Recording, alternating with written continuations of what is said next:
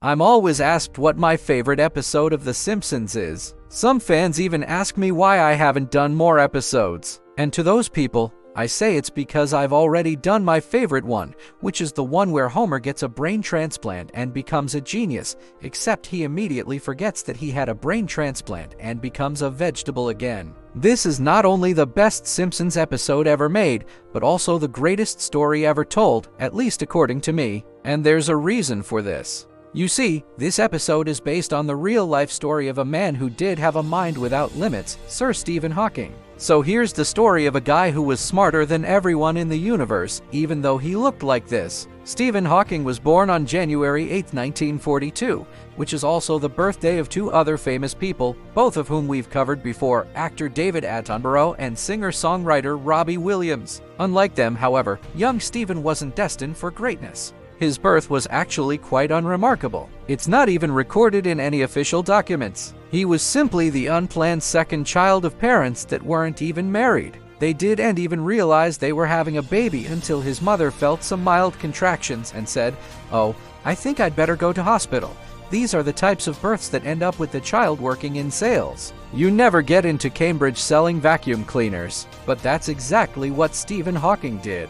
That is, after his diagnosis of motor neuron disease, which meant that he wouldn't be able to talk, walk, or eat ever again. The doctors gave him less than 2 years to live, which might explain why he tried to sell those vacuum cleaners so hard. There wasn't much else he could do. He couldn't get a degree because he couldn't type.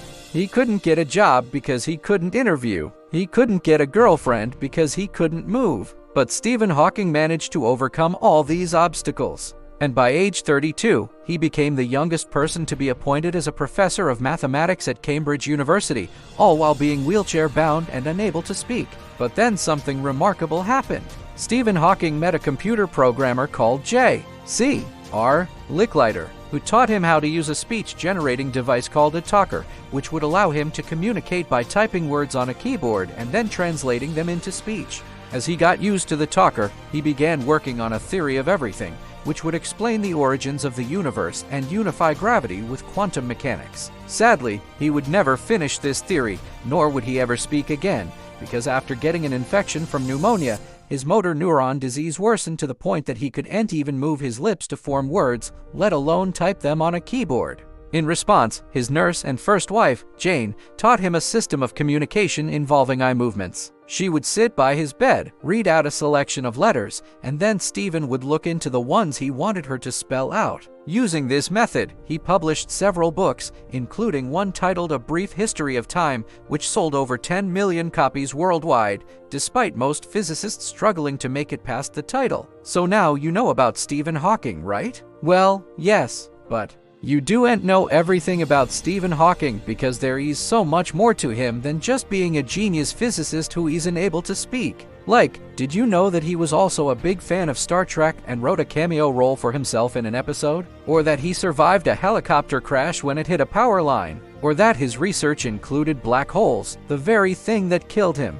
It is this insatiable curiosity and passion for learning that made Stephen Hawking the brilliant scientist that he was. When I interviewed Brian May for another project, he told me this about his friend and fellow guitar hero. Physicists love laws of nature because they're simple and elegant and they can be expressed mathematically, but Stephen loved the messy bits. He loved the things that didn't fit into the laws of nature because those were the things that could teach us something new. One such mystery was the information loss paradox. You see, according to general relativity, anything that crosses the event horizon of a black hole can never escape, not even light. But according to quantum mechanics, nothing can be destroyed. And since I'm no physicist, I find that as confusing as trying to play an electric guitar without an amplifier. So I asked Brian May to explain it to me. He said, "Imagine you throw a book into a black hole.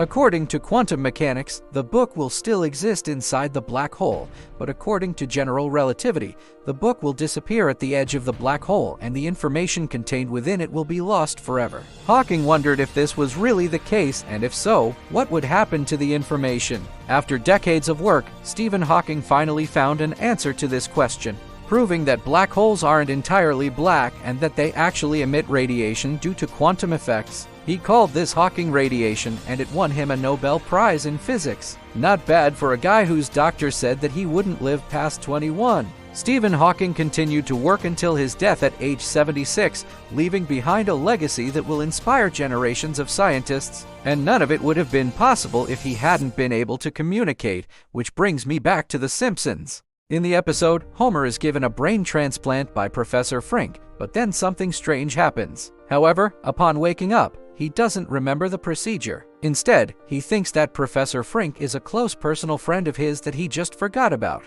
As the episode progresses, Homer begins to display symptoms of neurological damage, including seizures and paralysis, presumably because he doesn't have a brain anymore, but then something strange happens. Instead of taking him to the hospital or calling an ambulance, Professor Frink decides to treat Homer like a normal person, pretending that nothing is wrong with him. But it soon becomes clear that Homer E's condition is worsening, and he has a seizure in front of the entire faculty at Springfield University, which prompts Professor Frink to admit defeat and return Homer to his old body.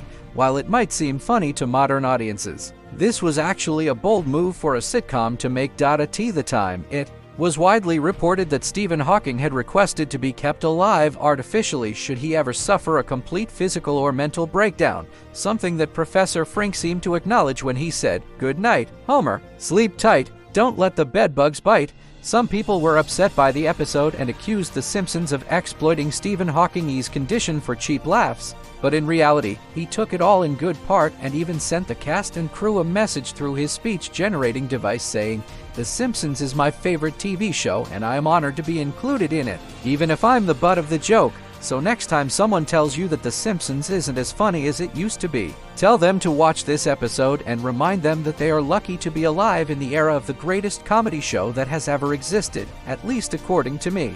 And if you want to remind yourself of some of the other great moments in TV history, you should check out our series, 20 Moments That Made Us Who We Are.